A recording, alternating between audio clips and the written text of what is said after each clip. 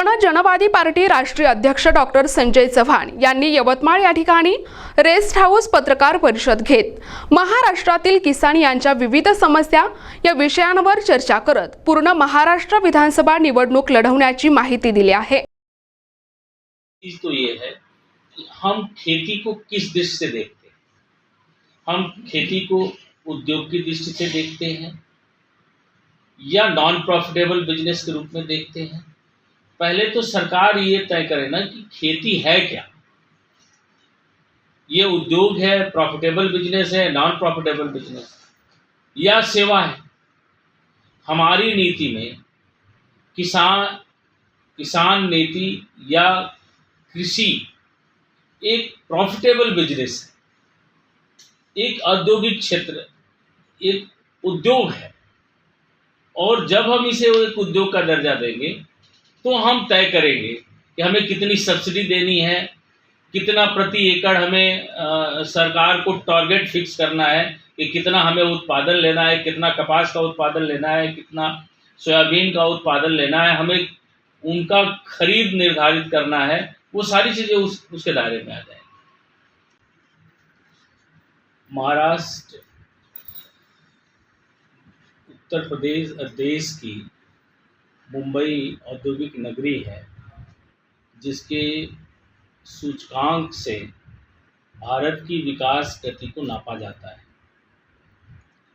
और उसी महाराष्ट्र प्रदेश में हम यवतमाल जिले में हैं, जहां देश का सबसे ज़्यादा किसान आत्महत्याएं करता है।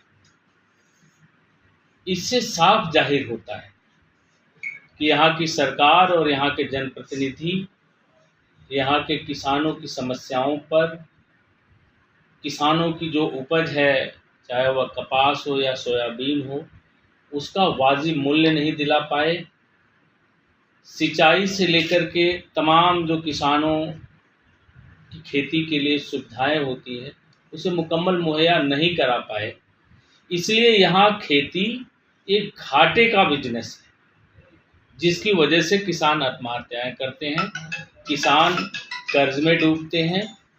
हमारी पार्टी यवतमाल के किसानों के समस्याओं को लेकर के संजीदा है और हमारे पार्टी से चुनाव लड़ने वाले प्रत्याशी और जीतते हैं तो निश्चित तौर पर यहाँ के किसान और यहाँ के किसान समृद्धि के लिए एक मजबूत आवाज़ बनेंगे।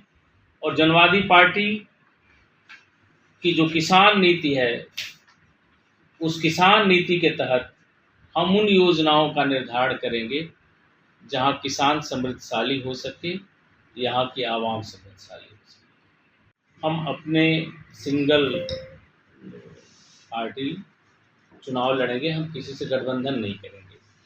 हमारा मानना है जनवादी पार्टी स्वयं एक विचारधारा है, जैसे साम्यवाद है, समाजवाद है, सोशलिज्म है, कम्युनिज्म है, वैसे डेमोनिज्म जनवाद हमारी अपनी राजनीतिक विचारधारा है। और हम अपनी राजनीतिक विचारधारा पर अपना मतदाता तैयार करेंगे और हम अपनी जनवादी राष्ट्रवाद और जनवादी लोकतंत्र और जनवादी आर्थिक तंत्र की बुनियाद की जो हमारी संकल्पना है, उसके लिए संघर्ष करेंगे। यवतमाल में 7 विधानसभा है जी, वहाँ पे कहाँ पे आप उम्मीदवार खड़े करते हैं विधायक? बहुत जल्दी हम इसकी सूची जारी करेंगे, लेकिन यवतमाल जिले की हम 7 विधानसभा सीटों पर चुनाव लड़ाने की अपनी तैयारी कर रखे हैं और उम्मीदवार भी हमने डिसाइड कर रखा है। हम जल्द ही 2-4 दिन में इस सब जिलों की 7 विधानसभा सीटों पर अपने उम्मीदवारों की घोषणा कर देंगे। सर, अल्पसंख्यक के विषय में, अल्पसंख्यक सीट के बारे में देखिए, अल्पसंख्यक हो चाहे बहुसंख्यक हो, जो समाज की मुख्य धारा से वंचित हैं, जिन्हें सोशल जस्टिस नहीं मिल पाया, जिनकी आबादी के अनुपात में राजनीतिक हिस्सेदारी और भागीदारी नहीं मिल पाई है, हम उन सब तबकों के लिए आवाज़ बनेंगे और उन्हें संगठित करके एक मजबूत सामाजिक जनवादी क्रांति की